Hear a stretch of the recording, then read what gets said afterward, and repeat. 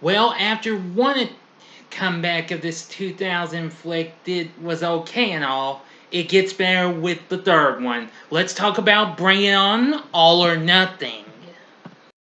Big D's Entertainment Rankings and Reviews. So, greetings, my fellow YouTubers, and welcome to Big D's Entertainment Rankings and Reviews. My name's Noel, better known to as the Big D. This time around, I bring to you another review of the Bring It On franchise. If you haven't seen my reviews for the first one and Bring It On Again, the second one, I advise you to click on the card. That'll take you to the new playlist I created. There we go, right there. And that way you can catch up with what you might have missed or see them again if you wish. Which, of course, I've now fixed up my Bring It On review with a picture and you no longer have to see me. I'm trying to fix up some of the old vids I think are reasonable and all with some pictures and what have you. So, alright, now, let's get into Bring It On All or Nothing, released by Universal Studios Home Entertainment in 2006. Originally, it was to be Bring It On Yet Again. The film was directed by Steve Rash and stars Hayden Panettiere along with Solange Knowles-Smith, who, of course, everybody should know who that is. That is the younger sister to a certain Beyonce. Yes. Anyway, the third installment in the franchise of films that revolves around high school cheerleading. It came out in 2006. Now, this has a tenuous link to its predecessors, featuring only a similar plot of competing cheerleading teams that have to try something different in order to win. Again, no recurring cast members or canonical references to the preceding films. However, the film stylistically refers to its predecessors in that it is the third film in the Bring It On series to open with a choreographed musical number that turns out to be a dream sequence of the protagonist. And like all three films, the end credits feature outtakes and clips of the cast having fun dancing, with a little performance by Rihanna, who has a cameo appearance in this. So here we go with our story. Brittany Allen is living a dream life as the cheerleading captain and girlfriend of Brad Warner, the star quarterback of Pacific Vista High School. Her frenemy is the highly ambitious Winnie Harper, another member of the squad. Her life changes dramatically when her father loses her job, and the family must relocate to the disadvantaged city Crenshaw Heights, which Brittany, being the white girl, takes quite a while to adjust to. Yep. Because she's in for a rude awakening when she arrives to her new school. She meets Camille, the cheerleading captain of the Crenshaw Heights Warriors, and her friends and fellow cheerleaders, Carisha and Letty. She also meets Jessie, a male cheerleader, and the only person who is nice to her on her first date. Brittany, at the urging of Winnie, has already vowed to never cheer for another team, as this would make her a cheer whore. But after being dared by Camille and Jessie to show up at the cheerleading tryouts, Brittany impresses everyone with her skills and experience. Camille, after being persuaded by her friends to do it for the squad, reluctantly lets her in. Brittany and Jessie become close and eventually kiss. Around this time, singer Rihanna, who of course I mentioned has a cameo, appears as herself, not actually a cameo, but she appears, announces a television special where all high school cheerleading squads can compete, with the winners appearing in a performance with her that will be shown worldwide and winning brand new computers for their school. Winnie finds out that Brittany's cheering with the Warriors and tells her friends. A week later, Brittany lies to Camille, telling her that she cannot cheer at the next game because she will be holding a memorial service for her dead dog, when she is actually going to Pacific Vista's homecoming dance. Camille and Jessie arrive at Brittany's to offer their condolences, and when they see Brittany and Brad dressed up for the dance, Camille kicks her off the squad. Yeah.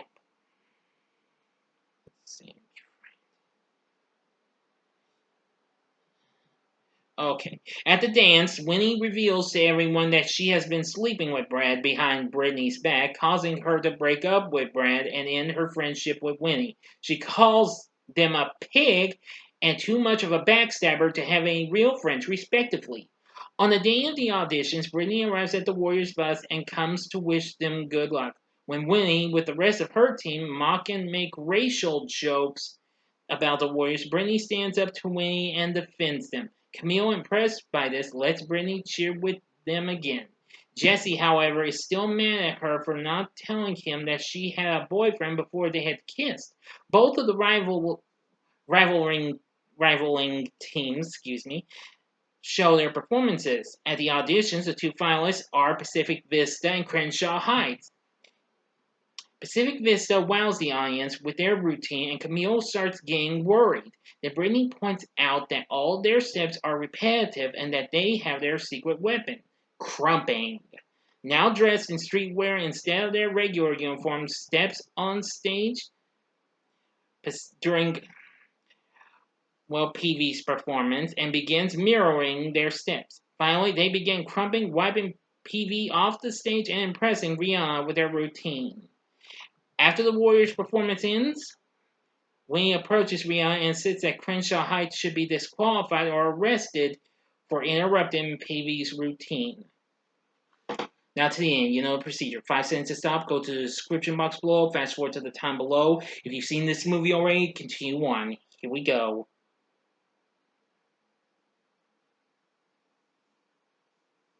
Okay, you've been warned.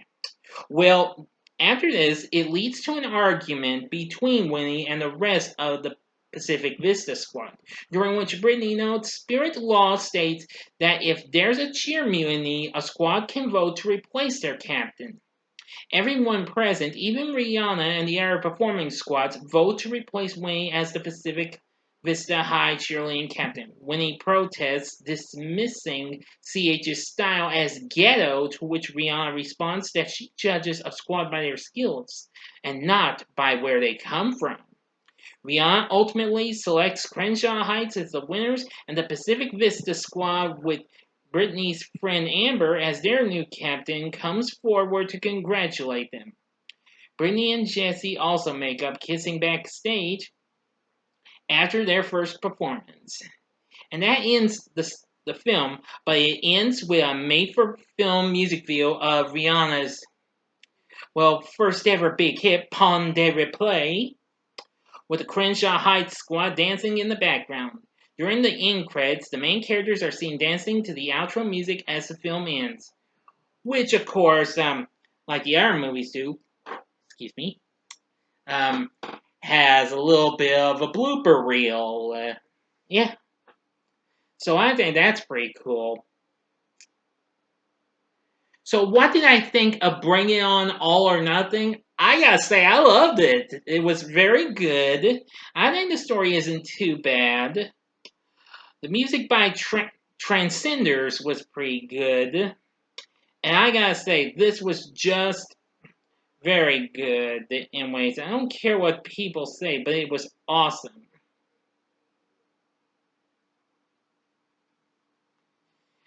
Anyway, there's also songs you get to hear. Another song from Rihanna you get to hear, and that's her big hit SOS. You get to hear some of Gwen Stefani's early solo hits, and several others actually.